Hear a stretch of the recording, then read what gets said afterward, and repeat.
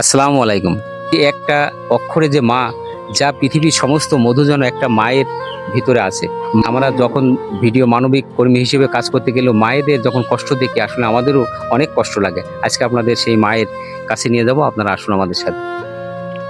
আসসালামু আলাইকুম। ওয়ালাইকুম সালাম। কেমন আছেন আপনি? আমি আল্লাহর রহমতে ভালোই আছি। তা আমার কষ্ট খুব, একটা কিডনি নেই, আমি এই মাঠে ধান করে খাই, এখন আর পারছি না। এখন আল্লাহ আমার যে হালে চালাই সেই হালে থাকি। আমার আল্লাহ 10 জন দেখলে আমি একটু বাঁচবো, আমার উপকার করলে। এখন চলে কিভাবে, আপনার কিভাবে মাঠে চালাচ্ছেন? ধান টান কুড়িয়ে খাই, হয়তো একজন দেয় দুটো ধান মানে এই আমি খাই। তা এখন তো আর বেড়াতে পারছি না, মাঠে ঘাটে আর বেড়াতে পারছি না। এসব ব্যথা আবার বেড়াইতে পারি না। একটা কিডনি নষ্ট হয়ে গেছে কতদিন আগে? আজকে 1.5-2 বছর মতন এই কিডনিটা ফেলাই হয়ে গেছে, পাথর অনেক হইলো, বাইরা নিয়ে যে অপারেশন করে কিডনিটা ফেলে দিয়েছে। এই পাটা এখনো আবার হয়ে যায়, আমি হাঁটতে পারিনি, খুব কষ্ট হয়। 3 বার বড় অপারেশন, কিন্তু 2 বার কাটা, 3 বারই বড় অপারেশন আমার। আমি বলবো এখন বেড়াতে পারিনি। মায়ের একধার দুধের দাম কাটিয়া গায়ের সাম, পাপোশ বানাইলেও ঋণের শোধ হয় না, এমন দরদি ভাবে কেউ হবে না আমার মা গো। এ হচ্ছে মা, একজন মা, যে বৃদ্ধা মা, যিনি জীবন সংগ্রামে নেমেছে, কিন্তু তার চলতে হয় এত কষ্ট করে যে যে সময় ধানের মৌসুম চলে সেই ধানের মাঠে যে ধান একটি একটি করে ধান খুঁটে, একটি বাল যে ধান খুঁটে সেই ধান নিয়ে আসে, তারপরে তার জীবন জীবিকা নির্ভর করতে হয়, পরের অধীনস্থ হয়ে চলতে হয়।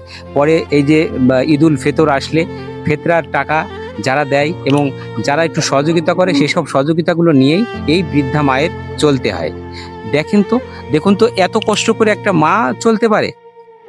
মায়েরা কি এত কষ্ট করার জন্য এসে 10 মাস গর্ভে ধারণ করেছে যে মা সন্তান, 10 মাস পরে জেনে সন্তান প্রসব বেদনা, যে সন্তানকে ছোট্ট করে সেই ছোট থেকে বড় করা একটা মায়ের যে কত কষ্ট করে একটা সন্তান মানুষ করতে হয়, একজন ভুক্তভোগী মা ছাড়া আর কেউ পৃথিবীতে জানে না। আমিও আমার মাকে ছোটবেলায় হারিয়েছি। আমি মায়ের ব্যথা, মায়ের না থাকার যে বেদনা আমি ঠিকই জানি। এই মা আজকে চোখের পানি ছেড়ে দিয়েছে, শুধু একটু শান্তির আশ্রয় খোঁজে। বৃদ্ধাকালে মানুষ কিন্তু একটু শান্তির আশ্রয়ে সবাই যেতে চায়, কেউ চায় না যে আমি একটু কষ্ট করে থাকি। বার্ধক্যজনিত যে সময়টা এখন পার করছে এই যে মা, এই মার যে কষ্ট, এই কষ্টের জন্যে আমি মনে করি যে এই মায়ের পাশে দাঁড়ানো আমাদেরকে উচিত। আজকে একজন মা না খাওয়ার যন্ত্রণায় এই পেট ক্ষুধা নিয়ে এই পৃথিবী থেকে বিদায় নেবে, তা তো হতে পারে না। মানবতার কি বলে, মানবতা? হ্যাঁ, পুড়িয়ে যে খুব কষ্ট হয়েছিলাম, এই পণ্যের ঘরটাও কাপড় পড়ে গেছে? ঘর পুড়িয়ে গেল, ঘরে পণ্যের কাপড় ছাড়া আমার কিছু ছিল না। আমার মেয়ে ল্যাপ খাতা কাপড় চুড় দিয়ে গেল, তা করিলাম। আর এই টিন সেদিনকে বাকি কেরাইনে ঘর সারিছি, পানিতে ভেসে যায়। ওই ছেলে মাঠে যে খবর দিয়েছে ধান কুড়োচ্ছি, বর্মা তোমার ঘর পুড়িয়ে গিয়েছে। এসে দেখি সব পুড়িয়ে, ঘরের কিচ্ছু নেই, আমার বিছান খাতা কিচ্ছু নেই, সব পুড়িয়ে ছাই। ওই যে ওই কলে টিন মিন সব এখনো পুড়া রয়েছে। খুব কষ্টের মধ্যে এই ভিজে ভিজে সে নাদিল কারবোর কাছে টিন কানা নিয়ে এসে ঘরে জল নিয়েতে বাঁধতেছি। আমরা ঘরের বর্ণনাটা দিয়ে একটু দেখেন, যে ঘরের বর্ণনাটা, এই মায়ের চোখের পানি এই দেখেন আমি মুছিয়ে দিলাম, মানে অযোধ্যারায় চোখ দিয়ে পানি বের করছে, চোখের পানি কখন ঝরে। এই যখন এই বৃদ্ধা বয়সে যখন তার ভাতের এক মুঠো ভাতের জন্য কষ্ট করতে হয়, পরনের বস্ত্রের জন্য কষ্ট করতে হয়, বাসস্থানের জন্য যখন কষ্ট করতে হয়, তখন চোখের পানি এমনিই চলে আসে। এই বৃদ্ধা মায়ের চোখের পানির একটু মূল্য আপনারা দেবেন। আর আমরা তার বাড়ির দৃশ্যটা আপনারা দেখায়, আপনারা দেখুন যে বাড়ির দৃশ্যটা, সাকিবুল হাসান দেখাও যে বাড়ির দৃশ্যটা, শুধুমাত্র আপনারা দেখেন যে এই হচ্ছে এই মায়ের বাড়ির দৃশ্য। এই হচ্ছে দেখেন, কাগজ দিয়ে একটা সাইড শুধু ঘিরে রেখেছে, কিন্তু একটু যে টিন দিয়ে যে বেড়া দেবে সে সক্ষমতা তার হয়নি। একজনের বাড়ির থেকে টিন নিয়ে আসে, উপরের টিনগুলো আপাতত দিয়ে দিয়েছে, তাই উপরের টিন। এর আগে ইতিপূর্বে তার বাড়িটা পুড়ে গিয়েছিল। দেখেন, বিধিরে তুই আমায় ছাড়া রঙ্গ করার মানুষ দেখলি না। কার বাড়ি পড়ে দেখেন, তার বাড়ি পুড়েছে, বাড়িটা পুড়ে এই অবস্থা। সাকিব দেখাও, এই দেখেন রান্না করা জায়গা, এই দেখেন এই হচ্ছে রান্না করা জায়গা। আমরা যেহেতু সন্ধ্যার দিকেই ভিডিওটি করছি, হয়তোবা স্বচ্ছতা হচ্ছে না, ভিডিওটি কোয়ালিটি একটু খারাপ হতে পারে। তো এই হচ্ছে তার রান্না করার জায়গা। তাহলে এই হচ্ছে এই বৃদ্ধা মায়ের করুণ কাহিনী আপনাদের সাথে একটু শেয়ার করলাম এবং আপনাদের কাছে আমাদের প্রাণের দাবি যে এই অসহায় মায়ের দিকে আপনারা সুদৃষ্টি দেবেন। দেশ এবং প্রবাসের থেকে যে সমস্ত মানুষেরা এই ভিডিওটি দেখবেন, ভিডিওটি বেশি বেশি শেয়ার দিবেন এবং এই শেয়ার দিয়ে এই অসহায় মায়ের চোখের পানির মূল্য দেবেন।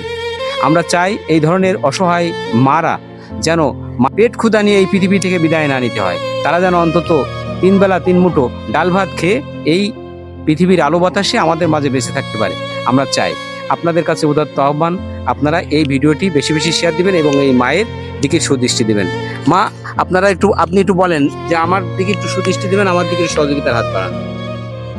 যারা দেখবে আমার মুখ একটু হাত বাড়াবেন, আপনারা আমার একটু দয়া করবেন যাতে আমি এই যে 2 দিন বাইচা থাকি একটু সুখের সাথে 2 পেটের ভাত খাই আমি মরতে পারি। আমি খুব কষ্ট করছি দুনিয়ার পরে, আমি এই কষ্ট একটা কিডনি নিয়ে আমি কষ্ট করে বেড়াই, খুব কষ্ট করে। আমি শুয়েও রাত্রির শান্তি পাইনি, বেরিয়ে শান্তি পাইনি, কষ্ট করে বেড়াচ্ছি, না বেরিয়ে নাই কি করব।